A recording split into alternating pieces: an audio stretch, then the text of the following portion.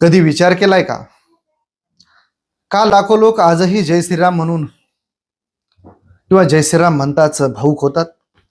का हजारो वर्षानंतर एक राजा आपल्या हृदयावर राज्य करतो? आज आपण जाणून घेणार आहोत मर्यादा पुरुषोत्तम श्रीरामाची कथा. राम जन्म. अयोध्येचे महान राजा दशरथ सगळं काही होतं, पण एक गोष्ट नव्हती, ते म्हणजे अपत्य. त्यासाठी त्यांनी केला पुत्र कामेष्टी यज्ञ आणि त्या दिव्य यज्ञातून जन्म झाला भगवान श्रीरामाचा. तो क्षण फक्त एक जन्म नव्हता, तो होता धर्माच्या पुनर्स्थापनेचा प्रारंभ. त्यानंतर सीता स्वयंवर.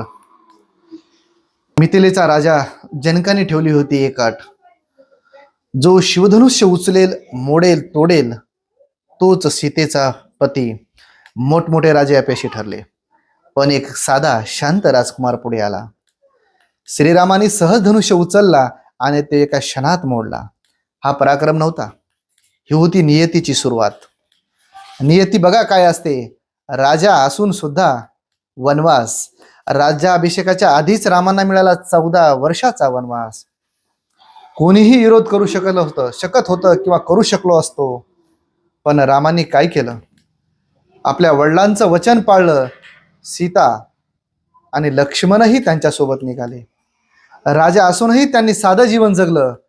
इथेच दिसतं महानता म्हणजे सत्ता नाही मित्रांनो, तर तो असतो संस्कार.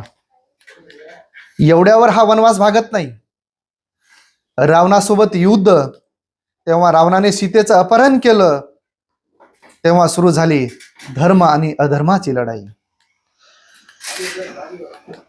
लंकेच्या रणांगणात बाजूला अहंकार आणि एका बाजूला सत्य.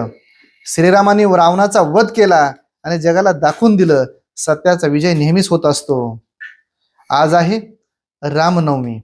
देशभरात लाखो लोक एकत्र येतात. भजन, कीर्तन, पूजन, सगळीकडे एकच नाद, फक्त आणि फक्त जय श्रीराम. हा सण फक्त उत्सव नाही, हा आहे संस्काराचा वारसा.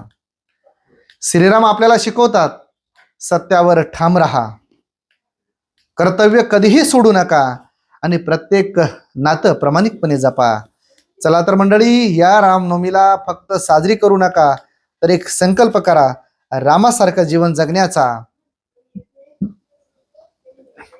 कमेंटमध्ये लिहा जय श्रीराम. आणि आपण जर चॅनलला सबस्क्राईब केलं नसेल तर चॅनलला सबस्क्राईब पण करा आणि व्हिडिओला जास्तीत जास्त शेअर करा. चला, जय श्रीराम.